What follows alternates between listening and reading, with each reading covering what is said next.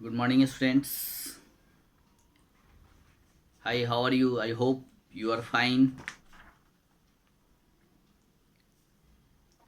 तो पिछले दिनों हम लोगों ने व्हाट इज़ पिंक पोएम पढ़ा था और उसका क्वेश्चन आंसर भी कुछ किया था। इसमें और भी कुछ क्वेश्चंस जो हैं वो आपके बचे हुए हैं, जिसको हम लोग अभी करेंगे। तो शायद मैं match these words with their correct meanings यहाँ तक करवा दिया था, लेकिन मैं इसको फिर से एक बार देख लीजिए। फर्स्ट जो है वो है ब्रिंक। यहाँ पे दो एक शायद वर्ड लिखा हुआ है और इसके अपोजिट साइड मीनिंग्स लिखे हुए हैं इनके फ्रंट में। तो इस दोनों को, इसके ब्रिंक जो वर्ड है इसका मीनिंग क्या होगा वो सामने यहाँ दिया हुआ है, उससे मैच कराना है। तो जो करेक्ट मीनिंग होगा वो लिखना है। तो ब्रिंक का मीनिंग होता है at the edge of, at the edge of मतलब किनारे, किनारे पर। सेकेंड है फियरफुल,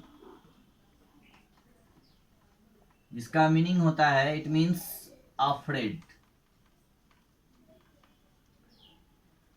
थर्ड है mellow, it means soft. Number four dawn, it means early morning, early morning। ठीक है। और नंबर फाइव जो है वो है ripe, it means fully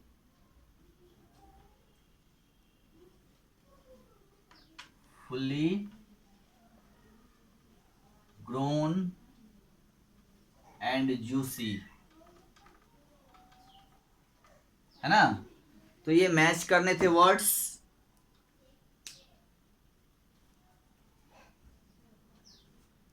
brink जिसका मतलब एट द एज ऑफ होता है यानी किनारे पर, फियरफुल अफ्रेड, मेलो सॉफ्ट, डॉन अर्ली मॉर्निंग को बोलते हैं, और राइप का मतलब होता है फुल्ली ग्रोन यानी पूरा मतलब मेच्योर, पूरा तैयार हुआ हुआ। और जूसी फ्रूट्स जो होते हैं उसको हम लोग राइप बोलते हैं, मतलब पका हुआ।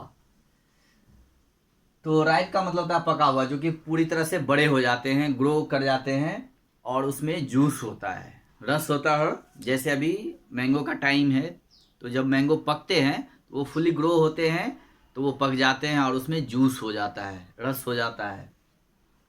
तो इस तरह से हम लोगों ने इन सारे वर्ड्स को मिला लिया। ब्रिंक का मतलब होता है किनारा, एट द एज ऑफ, किसी भी चीज़ का किनारा।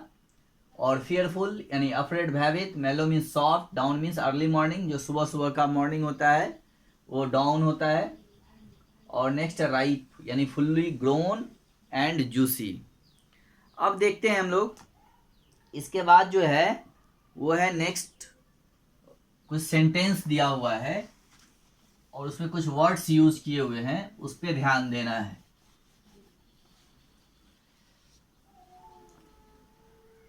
कह रहा रीड दिस सेंटेंस और नोट द हाईलाइटेड वर्ड्स। अब देखिए ये सेंटेंस दिया हुआ है द मैन। फर्स्ट सेंटेंस जो है वो है the man,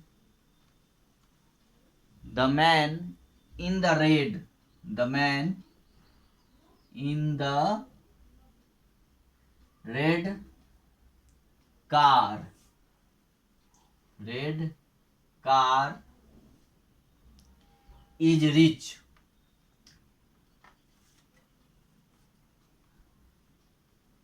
car is rich. देखिए यहाँ पे ये वर्ड यूज हुआ है रिच, है ना। और दूसरा जो सेंटेंस है, this forest, forest is rich. यहां भी एक वर्ड आया है rich, in wild animals.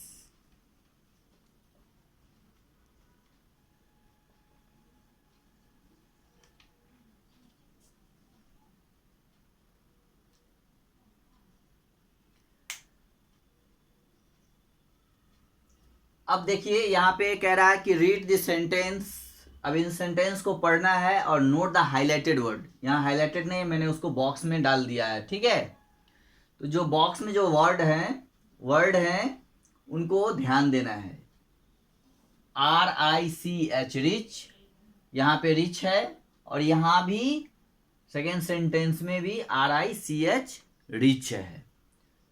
But ये दोनों जो है फर्स्ट सेंटेंस और सेकेंड सेंटेंस दोनों में अलग अलग सेंस में ये यूज हुए हैं। स्पेलिंग तो सेम है, लेकिन इनके अर्थ जो हैं वो अलग है, डिफरेंट हैं।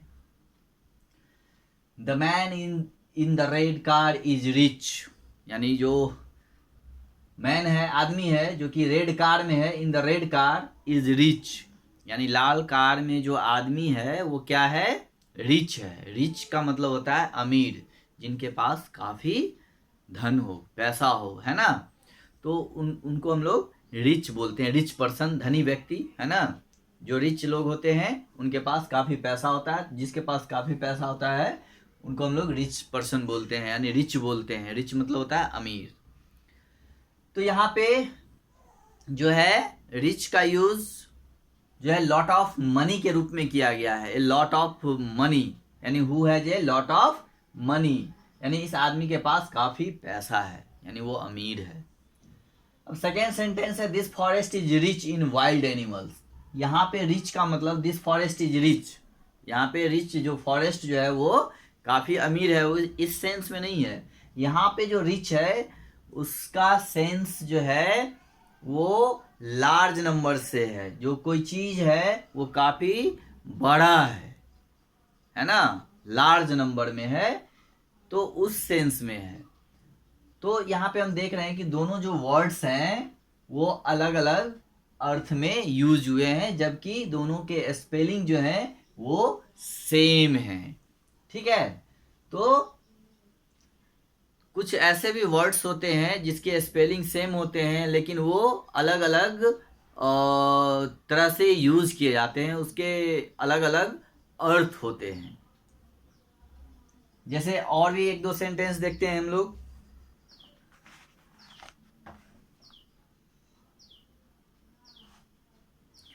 जैसे आपके बुक्स में और भी एग्जांपल्स दिए हुए हैं। नेक्स्ट जैसे हम लोग देखते हैं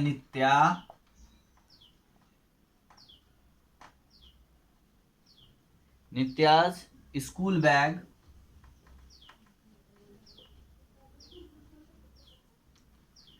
बैग इज वेरी लाइट।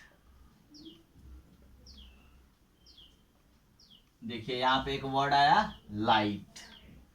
अब नेक्स्ट सेंटेंस हम लोग देखते हैं, फिर है the trees are not getting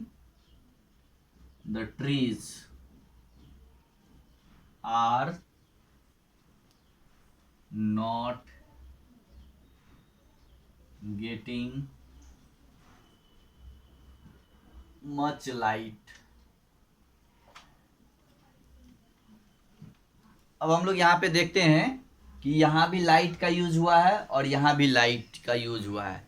light जिसका मतलब हम लोग जानते हैं प्रकाश होता है ना, लेकिन सिर्फ प्रकाश ही नहीं होता है, उसके और भी मीनिंग होते हैं। वो अलग अलग सेंटेंस में अलग अलग तरह से वो यूज किए जाते हैं। तो लाइट के एक ही मीनिंग नहीं होते हैं, दो तीन होते हैं, कई तरह से होते हैं, यूज होते हैं, एक से ज़्यादा होते हैं। जैसे फर्स्ट सेंटेंस में Nitya's school bag is very light. Nitya's school bag is very light. तो यहाँ पे लाइट का मतलब प्रकाश नहीं है ना।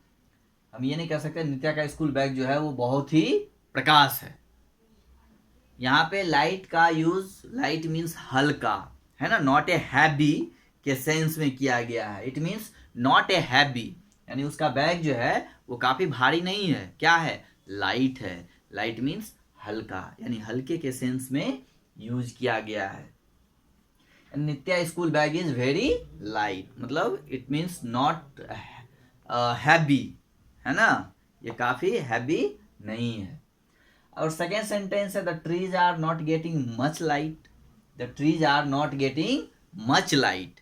यहाँ पे जो लाइट है वो प्रकाश से है, कि पौधे जो हैं वो are not getting much light, उनको ज़्यादा प्रकाश जो है नहीं मिल रहा है, नॉट गेटिंग मच लाइट, यानी लाइट फ्रॉम द सन, है ना। यहाँ पे लाइट का मतलब प्रकाश है।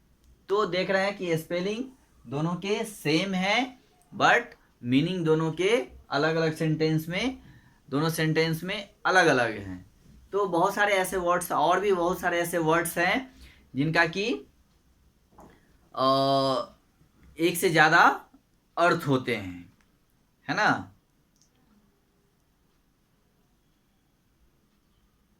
यानी द वर्ड्स रिच, लाइट, है ना, जो वर्ड्स हैं have more than one meanings, है ना। इनके जो है एक से ज़्यादा मीनिंग होते हैं, और इसके अलावा और भी बहुत सारे वर्ड्स हैं जिनके मतलब मीनिंग्स एक से ज़्यादा होते हैं।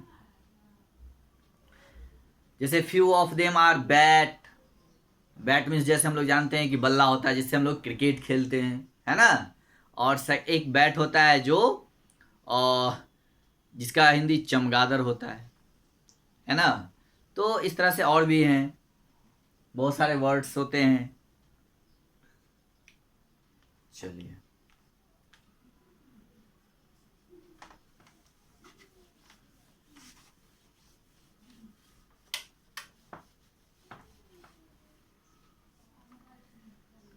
अब इसके बाद नीचे है fill in the blanks with this words, है ना। फिल इन द ब्लैंक्स करना है, जिसमें पहला फिल इन द ब्लैंक्स जो है I wanted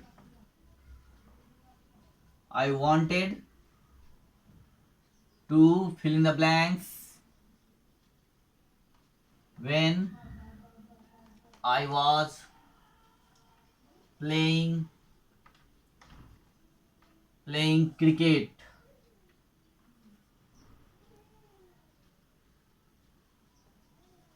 cricket. With my friends, है ना। सेकेंड है it was a fill in the blanks day, so we all went out to the beach. Third, Sumita was having an fill in the blanks. Number 4, we were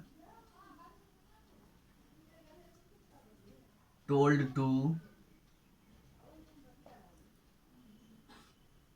after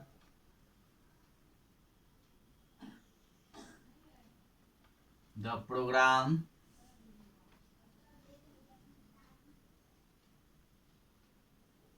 was over.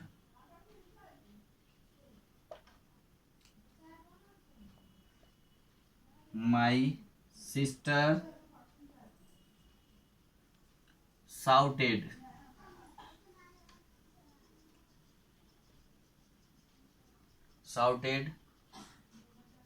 when she saw a hanging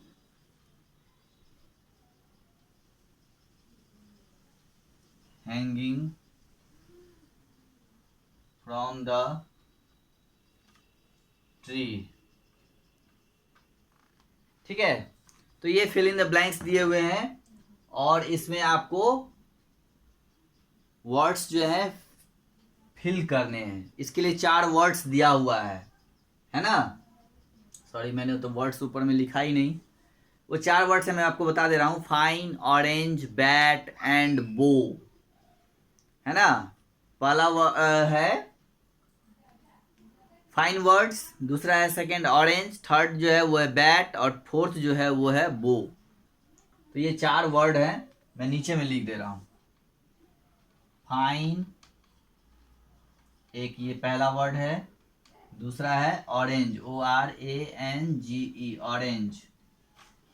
तीसरा है bat, और चौथा जो है वो है वो। ठीक है, तो इन्हीं 4 वर्ड्स को यूज करते हुए इस ये जो फिल इन द ब्लैंक्स है उनको फिल करना है ना। तो फर्स्ट है I wanted to fill in the blanks when I was playing cricket with my friends.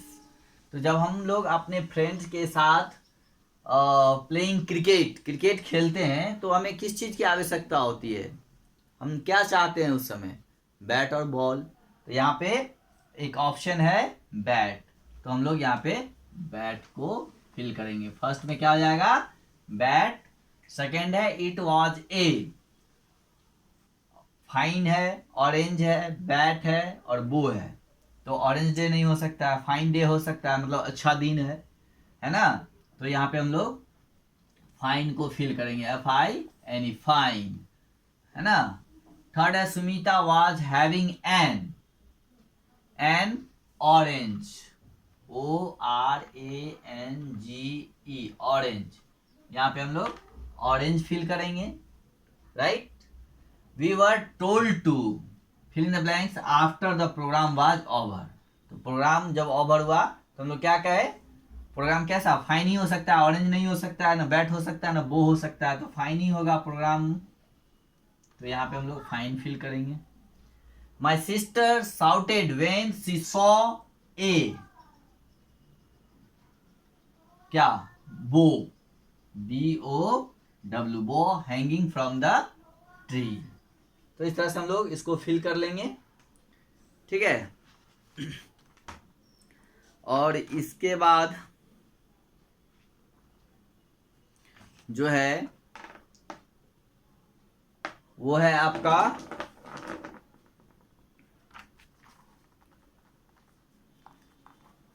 इसमें ये ग्रामर गाइड है। Look at the picture, name the things that you see. यहाँ पे कुछ पिक्चर्स दिए हुए हैं और यहाँ पे नंबरिंग किया हुआ है, पिक्चर से लाइन खींच के नंबर 1 2 3 4 5 6 7 8 दिया हुआ है। तो ये नंबर 1 जो है यहाँ पे फिगर में दिखाया जा रहा है, ये क्या है, ये आपको पहचानना है। लुक एट द पिक्चर, और उसके नेम आपको बताने हैं। तो ये जो पहला फिगर है वो हमें लग रहा है वो एलिफेंट है, ठीक है। सेकेंड जो है ये बटरफ्लाई है, ठीक है। थर्ड जो है वो लीफ है। फोर्थ जो है वो फ्लावर्स हैं। फिफ्थ जो है वो मैंगो पे लाइन लाया हुआ है, तो ये मैंगो है। सिक्स जो है ये पोमेग्रेनेट है, अनार है। 7 में एप्पल है, और 8 जो है वो स्ट्रॉबेरी है। तो इस तरह से हमको हमें जो है ये सारे पिक्चर्स का नेमिंग करना है। नंबर 1 में जो है एलिफेंट, सेकंड में बटरफ्लाई, थर्ड में लीफ, फोर्थ में फ्लावर्स, फिफ्थ में जो है मैंगो, सिक्स में पोमीग्रेनेट, अनार, 7 में एप्पल, और 8 में जो है स्ट्रॉबेरीज। ये इतने पिक्चर में इन सब चीज़ों को दिखाया गया है, तो इसका हम लोग यूज करेंगे। अब नीचे जो है the names that we give to people, things, animal and place are called naming words और नाउन्स। नेम, नाउन्स हम आपको पहले भी बता चुके हैं कि नाउन क्या होता है। The names that we give to people, things, animal and place are called naming words और नाउन। मतलब जो नाम हम लोग किसी भी व्यक्ति को देते हैं, किसी भी व्यक्ति का जब हम कोई नाम रखते हैं, है ना, या किसी भी सामान का जब हम कोई नाम रखते हैं, है ना, नेमिंग करते हैं, या किसी एनिमल्स का नेमिंग करते हैं, है ना, या किसी प्लेस का प्लेस का जो है वो नेमिंग करते हैं, तो वो जो नेमिंग वर्ड्स होते हैं है ना, वो आर कॉल्ड नेमिंग वर्ड्स, जिसको हम लोग नाउन बोलते हैं, है ना। जैसे कोई जैसे पर्सन का नेमिंग होता है, जैसे मेरा नाम अनीस, आपका सुमित है, और भी नाम हो सकते हैं, प्रशांत हैं, राज हैं, यश हैं। इस तरह से जो भी नाम रखे जाते हैं लोगों के, वो सारे नाम जो होते हैं नेमिंग वर्ड्स होते हैं, जिसको हम लोग नाउन कहते हैं। इसी तरह एनिमल्स के नेम होते हैं, जैसे हम लोग पेट एनिमल होता है डॉग, बहुत सारे लोग उसको पालते हैं घरों में। तो डॉग सिर्फ बोलने से नहीं होगा, तब वो जो है डॉग एक नाम है, नेमिंग करते हैं हम लोग। डॉग हो गया, एनिमल्स में बहुत सारे एनिमल्स होते हैं, जैसे डॉग हैं, कैट हैं, काऊ हैं, है ना। तो इस तरह से हम लोग नेमिंग करते हैं। प्लेस हैं, जैसे जगहों के नाम दिए जाते हैं, है ना। कोई समस्तीपुर है, कोई पटना कोई जगह है, कोई मुंबई है, दिल्ली है, कोलकाता है। इस तरह से कई मतलब अलग अलग जगहों के अलग अलग नाम होते हैं। हर जगह का एक प्लेस का एक नाम दिया जाता है, जिसको हम लोग, उस नाम को भी हम लोग नाउन बोलते हैं। तो ये जितने भी वर्ड्स होते हैं, ये नेमिंग वर्ड्स जो होते हैं, और जिसको हम लोग संज्ञा बोलते हैं, नाउन बोलते हैं। तो नाम, जिस किसी भी चीज़ का नाम दिया गया, जैसे ये हाथ में ये पेन है, जिसको हम लोग मार्कर बोलते हैं, तो ये भी एक नाउन हो गया। ये क्या है, तो इसको बुक का नाम दिया गया है, किताब हम लोग बोलते हैं, तो ये भी एक नाउन हो गया, है ना। ये पीछे क्या है, ये जो जिस पे हम लोग लिखते हैं, इसका एक नाम दिया गया है, जिसको हम लोग व्हाइट बोर्ड बोलते हैं, तो ये भी एक नाउन है। तो हम जब किसी भी चीज़ का कोई भी नाम देते हैं ना, तो वो नाउन होता है। अब देखना है कि नाउन जो होते हैं, वो एक होता है प्रॉपर नाउन और दूसरा होता है कॉमन नाउन। तो आपके बुक्स में कुछ एग्जाम्पल्स दिए हुए हैं। करा read the sentence, note the highlighted words. यहाँ पे सेंटेंस दिया हुआ है, इस सेंटेंस को पढ़ना है और नोट द हाईलाइटेड वर्ड्स, और जो हाईलाइटेड वर्ड्स हैं उस पर ध्यान देना है, ठीक है। तो फर्स्ट इसमें सेंटेंस जो है वो है Eric, ERIC। Eric is in Pune with his father.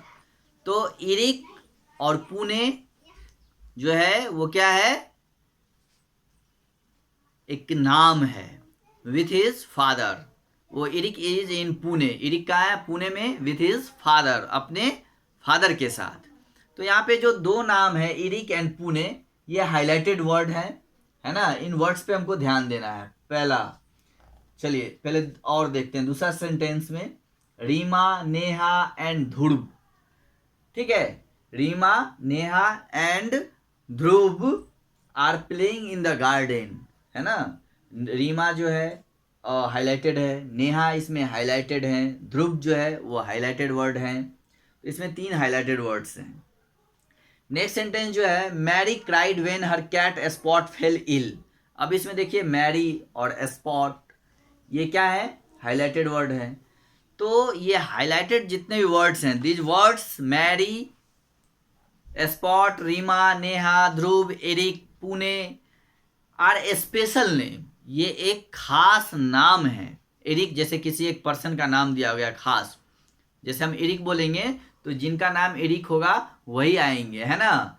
और इज इन पुणे, पुणे किसी एक खास जगह का नाम है ना। तो जब किसी जगह का हम कोई नाम दे देते हैं, खास नाम दे देते हैं, एक स्पेशल नेम दे देते हैं, तब वो प्रॉपर नाउन हो जाता है। जैसे रीमा, नेहा, ध्रुव, ये किसी पर्सन का स्पेशल नेम है। जब हम रीमा बोलेंगे तो रीमा ही सुनेंगे, है ना। नेहा बोलेंगे तो नेहा ही सुनेंगे या नेहा ही आएंगे। ध्रुव बोलेंगे तो सिर्फ ध्रुव ही आएंगे, है ना। वो वही देखेंगे आपकी तरफ या आपके पास आएंगे। तो इस तरह से जो है, जब हम किसी भी चीज़ का कोई स्पेशल नाम दे देते हैं, तब वो प्रॉपर नाउन हो जाता है। जैसे हम लोग पेट एनिमल्स भी पालते हैं, डॉग पालते हैं, तो डॉग का हम लोग अपना नाम रखते हैं। ऐसा थोड़ी ना सिर्फ डॉग बोलते हैं, कुत्ता बोलते हैं, उसका एक कुछ भी नाम रख देते हैं, जैसे टॉमी, है ना। तो टॉमी क्या हो गया, उसका एक नाम दे दिया हम लोगों ने, जो कि एक स्पेशल नेम हो गया। तो आपके डॉग का नाम हो गया, तो टॉमी क्या हो गया, ये स्पेशल नेम हो गया। तो जो भी स्पेशल नेम होते हैं उनको हम लोग प्रॉपर नाउन कहते हैं, है ना। This naming words are called proper nouns. और जो प्रॉपर नाउन होते हैं always begin with a capital letter. ये आपको ध्यान रखना पड़ेगा कि जो प्रॉपर नाउन होते हैं, चाहे वो किसी भी जगह का नाम हो या किसी व्यक्ति का नाम हो, पर्सन का नाम हो, प्लेस का नाम हो, थिंग्स का नाम हो, वो हमेशा कैपिटल लेटर में ही लिखा जाएगा। इसके बाद नेक्स्ट है, now read this sentences. The red roses made the garden beautiful. यहाँ पे रोजेज जो है वो है हाईलाइटेड वर्ड्स हैं। The chef was very busy. Chef CHEF, chef मतलब जो खाना बनाने वाले होते हैं बड़े बड़े होटलों में या फंक्शन में, पार्टीज में, फंक्शन में, जिसको हम लोग यहाँ हलवाई बोलते हैं, तो शेफ होते हैं, उसको हम लोग शेफ भी बोलते हैं, CHEF, शेफ। जैसे नेक्स्ट सेंटेंस में he went to the garden to play. He went to the garden to play. तो यहाँ पे वर्ड्स यूज हुए हैं, 3 सेंटेंसेज है, उसमें अलग अलग वर्ड्स हैं, जैसे रोजेज, सेफ एंड गार्डन। तो the words roses, chef and garden are general names, है ना। जैसे रोजेज भी कई तरह के होते हैं, तो उसका जब हम कोई स्पेशल नाम देंगे, जैसे पिंक रोज भी हो जाता है, रोजेज होते हैं, येलो होते हैं, रेड होते हैं, तो अलग अलग तरह के रोजेज होते हैं। सेफ जो खाना बनाने वाले थे उनका भी कुछ नाम होता है, सिर्फ सेफ बोलेंगे तो नहीं होगा, तो ये जनरल हो जाएगा, है ना, वो प्रॉपर नहीं होगा। जैसे गार्डन, तो गार्डन हम बोलेंगे तो गार्डन, बहुत सारे गार्डन होते हैं, अलग अलग गार्डन्स के अलग अलग नाम होते हैं, तो सिर्फ गार्डन बोलने से वो जनरल नाम हो जाता है ना। जैसे हमने अभी बताया कि डॉग बोलेंगे तो वो एक जनरल नेम है। डॉग बोलने से सारे डॉग की बात हो जाती है ना, उसमें सारे डॉग आ जाते हैं। जैसे हम लोग स्टूडेंट्स बोलते हैं तो उसमें सारे स्टूडेंट्स आ जाते हैं। अगर उसी में से अगर मैं किसी का नाम ले लूँ तो वो प्रॉपर हो जाएंगे, है ना, स्पेशल हो जाएंगे, है ना। तो इस तरह से जब हम मतलब कुछ ऐसे नाम होते हैं जो जनरल्स होते हैं, जैसे मैंने बोला गार्डन, तो गार्डन के बहुत सारे गार्डन्स होते हैं, उसके अलग अलग नाम होते हैं, तो मैं किस गार्डन की बात कर रहा हूँ ये पता नहीं, मैं सिर्फ गार्डन बोलूँगा तो सारे गार्डन्स की बात होगी। डॉग बोलूँगा तो सारे डॉग्स की बात होगी। काऊ बोलूँगा तो सारे काऊ की बात होगी, है ना। स्टूडेंट्स बोलूँगा तो सारे स्टूडेंट्स के लिए बोलूँगा, अगर मैं किसी का नाम नहीं लेता हूँ तो, ठीक है। अगर मैं डॉक्टर बोलूँ तो सारे डॉक्टर्स की बात होगी, है ना। अगर उसमें से किसी एक डॉक्टर का नाम हम लोग ले लेते हैं तो वो स्पेशल नेम हो जाता है, तब वो प्रॉपर नाउन हो जाएगा। अगर सिर्फ डॉक्टर बोलते हैं तो वो जनरल नेम हो जाएगा। जैसे टीचर्स, तो टीचर्स तो बहुत सारे होते हैं, सबके अलग अलग नाम हैं, तो अगर सिर्फ टीचर बोलते हैं तो जनरल हो जाता है, जनरल नेम हो जाता है, यानी सारे टीचर्स की बात होती है। अगर मैं उसमें किसी एक टीचर्स का नाम ले लूँ तो वो प्रॉपर हो जाएंगे, प्रॉपर नाउन हो जाएंगे। तो ये ध्यान रखना है कि जो भी जगह होते हैं, सिर्फ प्लेस बोलने से, जगह बोलने से वो जनरल नाउन होते हैं, जनरल नेम मतलब जनरल नेम्स होते हैं। अगर किसी प्लेस का नाम ले लें जैसे दिल्ली, कलकत्ता, मुंबई, तब वो प्रॉपर हो जाते हैं। तो ये ध्यान रखना है आपको कि जब किसी भी चीज किसी भी पर्सन, प्लेस या थिंग्स का जब हम कोई स्पेशल नाम नेमिंग करते हैं तो वो नेमिंग जो होता है वो प्रॉपर नाउन होता है। अगर हम सिर्फ इस तरह से बोलेंगे पर्सन, टाउन, एनिमल्स तो बहुत सारे होते हैं, तो अब मैं किसी एनिमल्स का नाम नहीं ले रहा हूँ, है ना, तो वो जनरल नेम हो जाते हैं। और जो और इन नेम को हम लोग these namings words are called common noun और they do not begin with a capital letter. आपको ये भी ध्यान रखना है कि ये कैपिटल लेटर मेन से स्टार्ट नहीं होते हैं, ये स्मॉल लेटर में ही लिखे जाते हैं, ठीक है। तो इसके बाद कुछ और भी वर्ड्स मतलब क्वेश्चंस हैं इसमें जो आपको अभी खुद करना है पहले, उसके बाद मैं बताऊंगा। यहाँ पे कुछ पैसेज दिया हुआ है, इस पैसेज को पढ़ना है और इसमें प्रॉपर नाउन और कॉमन नाउन को ढूंढना है। प्रॉपर नाउन को जो है वो अंडरलाइन करना है और कॉमन नाउन को जो है वो आपको सर्किल करना है, ठीक है। ये आपको खुद से करना है और उसके बाद फिर मैं बताऊंगा, आप उससे अपना मैच करके देखिएगा कि कितना सही है और कितना गलत है, ये मैं आपको नेक्स्ट क्लास में बताऊंगा। इसके बाद यहाँ पे कुछ फिल इन द ब्लैंक्स है जिसको हम लोग नहीं कर सकते हैं क्योंकि इसके लिए ऑडियो अवेलेबल नहीं है, इसके लिए ऑडियो सुनना पड़ेगा, फिर जाके हम इसको फिल कर सकेंगे। ठीक है, तो इसको हम लोग बाद में देखेंगे। फिलहाल आपको ये जो है पैसेज को करना है, इसमें से कॉमन नाउन और प्रॉपर नाउन को फाइंड करना है। कॉमन नाउन को जो है सर्किल करना है और प्रॉपर नाउन को अंडरलाइन करना है। ये आप पहले खुद से करेंगे, फिर मैं आपको बताऊंगा नेक्स्ट क्लास में, आप उसे अपना मैच करेंगे। ठीक है, कितना सही है और कितना आपका गलत है। फिर हम लोग मिलते हैं नेक्स्ट क्लास में अगले दिन। Okay, thank you, have a good day.